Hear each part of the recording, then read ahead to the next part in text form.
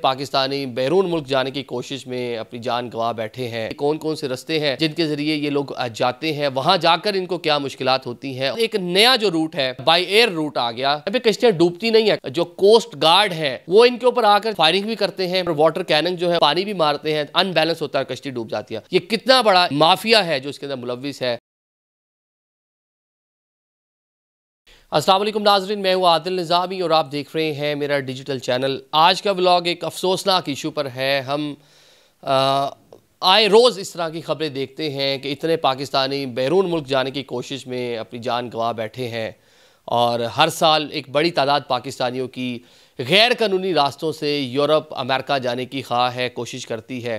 पहले तो यूरोप बहुत तादाद जाती थी, अभी अमेरिका के लिए भी मुख्तलिफ रास्ते जो हैं गैर कानूनी तौर पर, जो मैक्सिको का रास्ता है वो बड़ा ज़्यादा इस्तेमाल हो रहा है। अभी हमने देखा कि 40 के करीब पाकिस्तानी जो है लीबिया के रास्ते यूनान जाने की कोशिश में या इटली जाने की कोशिश में जो है अपनी ज़िंदगियाँ जो है वो जान की बाजी हार चुके हैं। कुछ जो है वो ज़िंदा भी बच गए हैं। गुज़िश्ता साल भी हमने इसी तरह की स्टोरीज़ देखी थी कि उस टाइम भी बड़ी तादाद थी और ये सारी तादाद नौजवानों पर मुश्तमिल है। और एक ही रीजन बार बार ख़बरों में आती है कि जब आप GT रोड के अतराफ़ के जो अज़ला हैं उनको डिस्कस करें तो वहीं की ज़्यादा तादाद है जो कोशिश करती है कि इल्लीगल वे से एजेंटों के ज़रिए जो मुख्तलिफ रास्ते हैं यूरोप और अमेरिका जाने की कोशिश करें। एक तो आपको ये बताएंगे कि ये कौन कौन से रास्ते हैं जिनके ज़रिए ये लोग जाते हैं, वहाँ जाकर इनको क्या मुश्किलात होती हैं और FIA या गवर्नमेंट ऑफ पाकिस्तान क्यों उस तरह से कोई खातिर खा कामयाबी हासिल नहीं कर पाती। ये कितना बड़ा एक माफिया है जो इसके अंदर मुलविस है, जो कह लें कि सबसे बालातर है, कि कानून से भी बालातर है, कोई उनको पूछने वाला नहीं है। हर बार जब इस तरह की खबरें आती हैं तो हुकूमत भी कंडेम करती है, चैनल्स भी उनके घर पहुंच जाते हैं, सारी चीज़ें दिखाई जाती हैं, लेकिन किसी को याद नहीं आता कि यार इसके ऊपर कोई मुस्तकिल इसकी रोकथाम कर सकें। और एक जो पाकिस्तान के पॉलिटिकल हालात हैं वो भी उसकी एक बड़ी वजह है। अभी हम देख रहे हैं, सबसे पहले ज़रा मैं एक मैप से ज़रा आप शुरू करना चाह रहा हूँ। ज़रा आप मैप देख लें कि जो रास्ते हैं वो कौन कौन से रास्ते हैं। ज़्यादातर जो पहले रवायती रास्ता था आपके बलोचिस्तान से ईरान, ईरान से तुर्की और तुर्की से आगे जो है यूनान जाने का रास्ता था, लेकिन वहाँ पे तुर्किश गवर्नमेंट ने इतनी सख्ती की हुई है, ईरानी गवर्नमेंट ने इतनी सख्ती की हुई है, जो ये ट्रैवल है ट्रैवल ही बहुत लंबा है। ईरान एक बड़ा मुल्क है, फिर तुर्की एक बड़ा मुल्क है, वहाँ से यूनान जाना, वहाँ का मौसमी हालात बड़े मुश्किल हैं। तो उसके बाद एक नया जो रूट है जो कह लें तरह बाई एयर रूट आ गया, क्योंकि लीबिया के हालात बड़े ख़राब हैं पिछले कुछ टाइम से। वहाँ पे एक खाना जंगी की सूरत हाल है मुअम्मर कज़ाफ़ी या अरब स्प्रिंग के बाद से। तो लोग लीबिया का वीज़ा यहाँ से लगवाते हैं, बाय एयर जाते हैं, घर वाले भी एयरपोर्ट पे सी ऑफ करते हैं, ज़रा एक अच्छा हो जाता है, पैसे ज़रा उसके कुछ ज़्यादा हो जाते हैं। ये पुराने जो रवायती रास्ते इनके ज़रा पैसे कम हैं।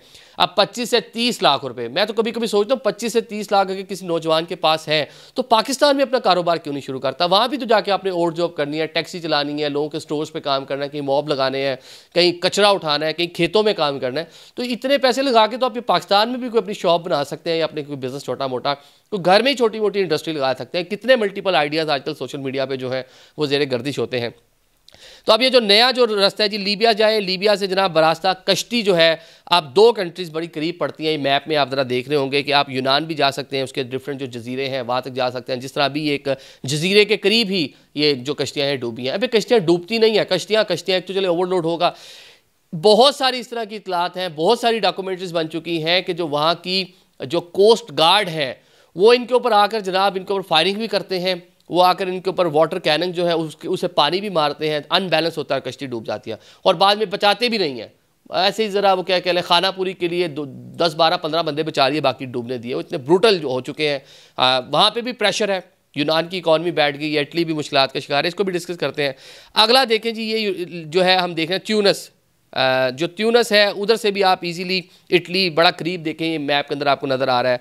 फिर अल्जेरिया का जो शहर है अल्जायर, ये जो अल्जेरिया है यहाँ से भी बड़ा करीब जो है आप देखें कि यूरोपियन कंट्रीज़ है। सबसे ज़्यादा जो करीब है यूरोप के, जो मतलब कह लें कि सिर्फ चंद किलोमीटर, तो वहाँ तो ब्रिज बन सकता है, लेकिन आज तक जो अफ्रीकन है उनको अलाउ नहीं किया कि उसका नाम है यूरोपियन, नहीं कि वो ब्रिज बन सके। अगर वो ब्रिज बन जाए तो मोरक्को या मराकिश जिस मुल्क को बोलते हैं और स्पेन का सिर्फ जो चंद किलोमीटर का एक जगह है जिसको जब राल्टन बोलते हैं, तो ये छोटा सा जो कह लें कि डिस्टेंस है समुद्र के अंदर, तो वेरी इजी है कि अगर वहाँ पे ब्रिज बन जाए, लेकिन ब्रिज नहीं बनने जाता। तो ये वो सारे रास्ते हैं। मराकिश को तो थोड़ा वहाँ पे यूरोपियन टच है तो उन्होंने थोड़ा वहाँ पे स्टेबल रखा हुआ, लेकिन जो बाकी ये मुल्क है खसूसन लीबिया, यहाँ हालात बड़े ख़राब हैं। तो अब आप देखें कि इन रस्तों के ज़रिए लोग वहाँ जा रहे हैं और वहाँ जाकर और जॉब कर रहे हैं, मुख्तलिफ़ किस्म के मामलात हैं उनके, और वहाँ जाकर भी ज़िंदगी उनकी इतनी अच्छी नहीं है। हमने कई डॉक्यूमेंट्रीज देखी हैं। अगर DW का अगर आप ये फोकस करें तो ये गैर कानूनी तारकीन वतन के ऊपर बहुत सारा उन्होंने काम किया हुआ है। वहाँ पर जो इटली की गवर्नमेंट है, यूनान की गवर्नमेंट है, इन्होंने शेल्टर होम्स बना रखे हैं।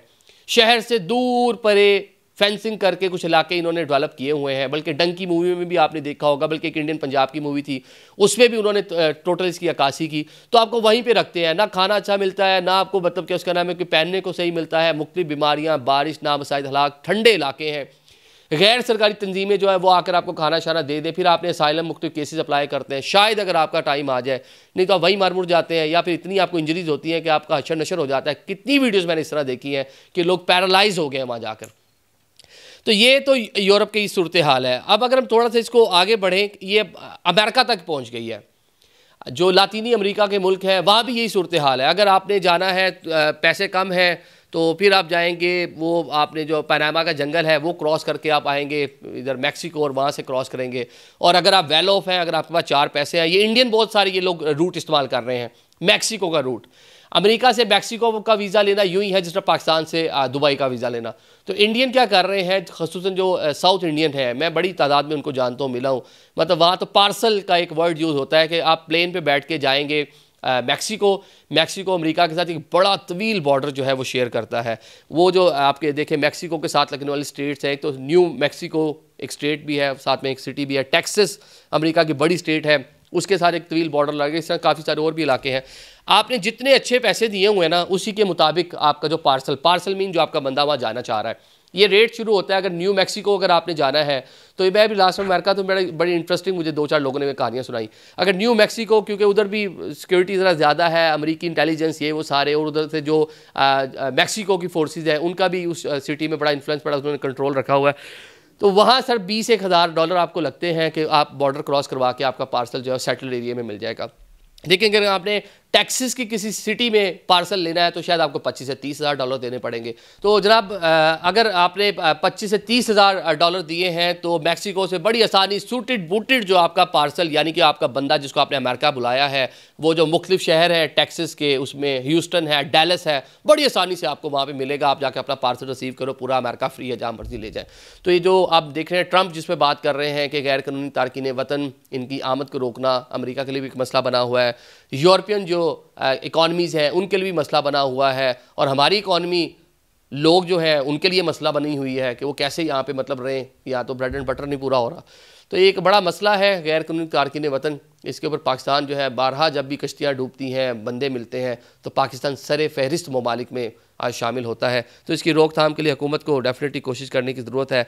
अब ये कीमती जाने हैं, घर वाले परेशान हैं, रो रहे हैं। लास्ट ईयर भी हमने देखा था, बल्कि एक और फिगर आज मैं जियो टेलीविज़न जो है उसकी हेडलाइन में एक आज मैंने फिगर देखा, बल्कि कुछ जो हमने सर्च भी किया डिफरेंट जगहों के ऊपर, कि 1 साल के अंदर 5 वर्षों में 90,000 पाकिस्तानी जो हैं उनको गिरफ्तार किया गया। 5 वर्षों में 90,000 पाकिस्तानी जो हैं, कुछ पाकिस्तान से, कुछ ईरान से, कुछ तुर्की से, कुछ लीबिया से गिरफ्तार हुए हैं, जो इल्लीगल वे से यूरोप जाने की कोशिश में थे। और 2 वर्षों में 330 पाकिस्तानी जो हैं वो अपनी ज़िंदगियां गंवा चुके हैं। Thank you so much.